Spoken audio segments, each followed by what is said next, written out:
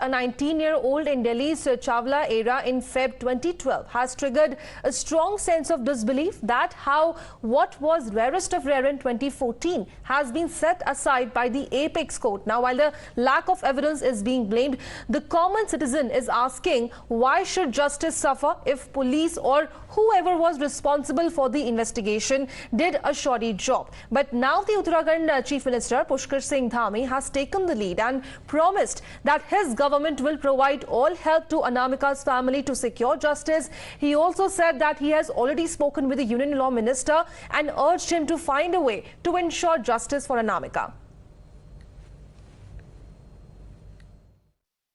बहुत shocking judgement है और हम लोग इसके बारे में बात कर रहे हैं कि उस बेटी को न्याय मिलना चाहिए, उस बहन को न्याय मिलना चाहिए जिसके साथ इतना बड़ा अपराध हुआ है, अन्याय हुआ है और जघन्य जो ये कार्रवाई हुई है उसके खिलाफ निश्चित रूप से ऐसे लोगों को कहीं ना कहीं सजा मिलनी चाहिए।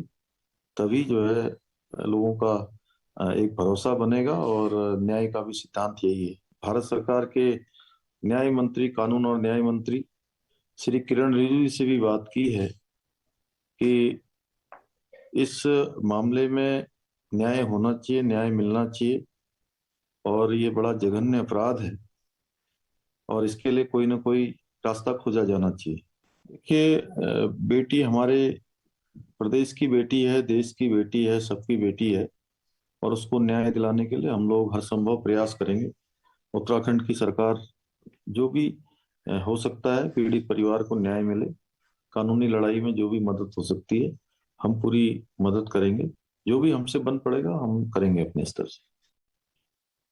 Now in Delhi, for some of the residents, it is like going back to 2012. Then it was Nirbhaya. Now it is Anamika. They have gone back to the Shiv Mandir in Dwarka, wherein the place from where the protest after the Nirbhaya gang rape began and which led to changes in the rape laws. Now, last night, residents gathered in remembrance of Anamika and are questioning as to why justice has not been done. They are demanding centre's intervention in the case. Evidence नहीं है इसलिए इनका फायदा हुआ। जांच ठीक से police ने, अरे तो पुलिस की सजा, आपकी नाकामी की सजा, सिस्टम का नाकामी की सजा एक परिवार क्यों भुगतेगा, पूरा देश क्यों भुगतेगा? आपने 3 मुजरिमों को नहीं छोड़ा, पूरे देश के मुजरिमों का रास्ता साफ कर दिया, बलात्कारियों को सपेट किया। आज देश में जो चल रहा है कि बेटी बचाओ बेटी पढ़ाओ, उसको नाकाम कर दिया आपने।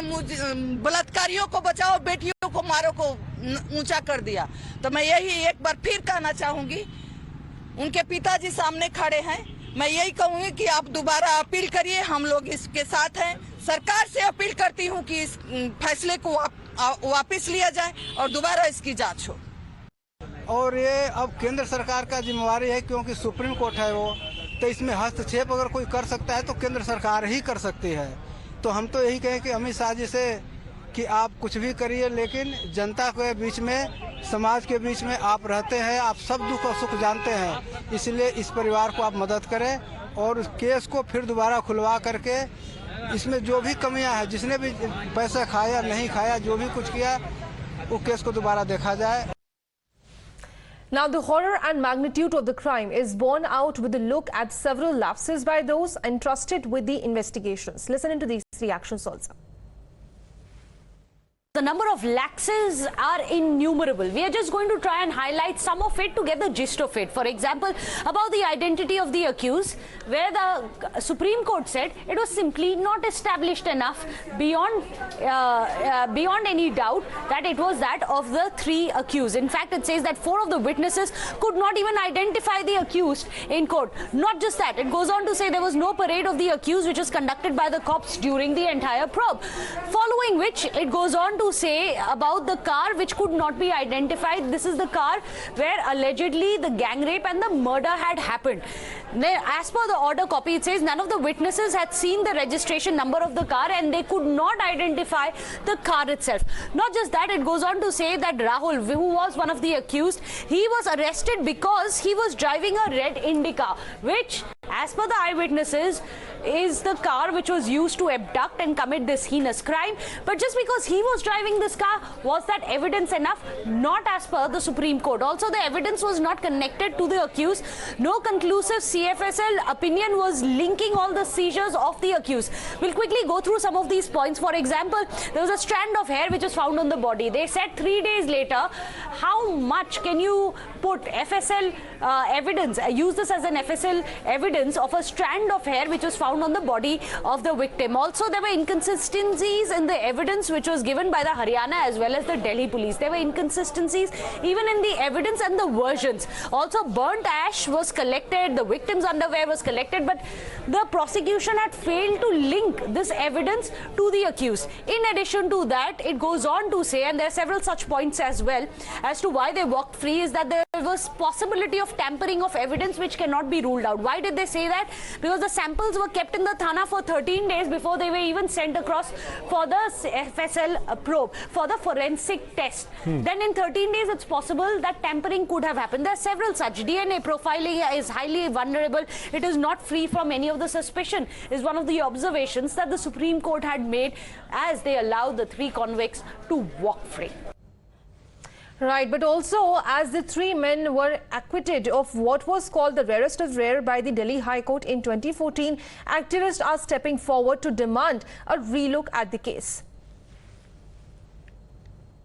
Somebody has failed the daughter, whether it is investigation agency, whether it is the session court, whether it is the Supreme Court. Somebody has failed the mother of this daughter, the parents, the family, us.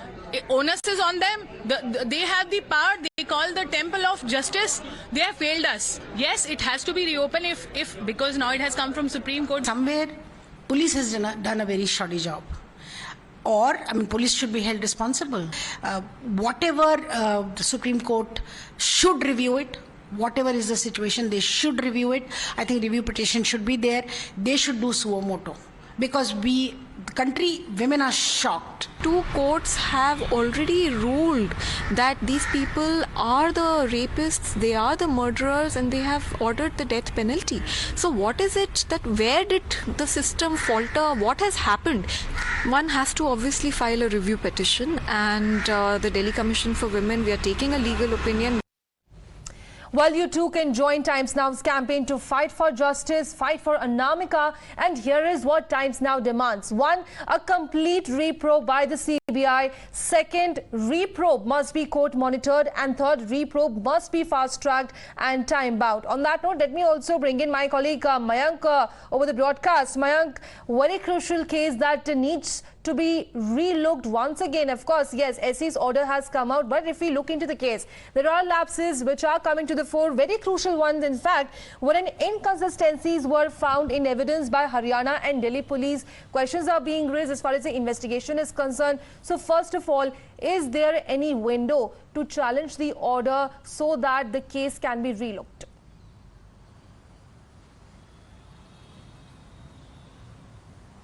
Well, absolutely. There is a window, and that's why, remember the victim belonged to the state of Uttarakhand, has her roots in Uttarakhand. And Uttarakhand Chief Minister had said that he had spoken to the Union Law Minister Kiren Rijiju and also the lawyer about this issue. So there will be, there surely will be a consideration on that part of the relook from the part of the Supreme Court. But talking about the investigation, yes, Supreme Court raised certain very important points. He said that the test identification parade was not done, and neither were the evidence were handled properly. On one of the glaring remarks, one of the glaring fault in that investigation which was pointed out by Supreme Court was that witnesses were not cross-examined properly, and speaks volume about the shoddy investigation on the part of the Delhi police, which the Supreme Court called out in the scathing judgment, in which he a 3-judge bench led by the Chief Justice UU Lalit. So they acquitted all those 3 accused. So this case will have wider ramifications in terms of, sending a signal to the society from the top court in our country that, because remember, Supreme Court is not a trial court where trial happens on day-to-day basis, and they don't generally go through the details of the investigation in terms of, going through the statements of the witnesses and also various evidences that are collected on the part of investigators.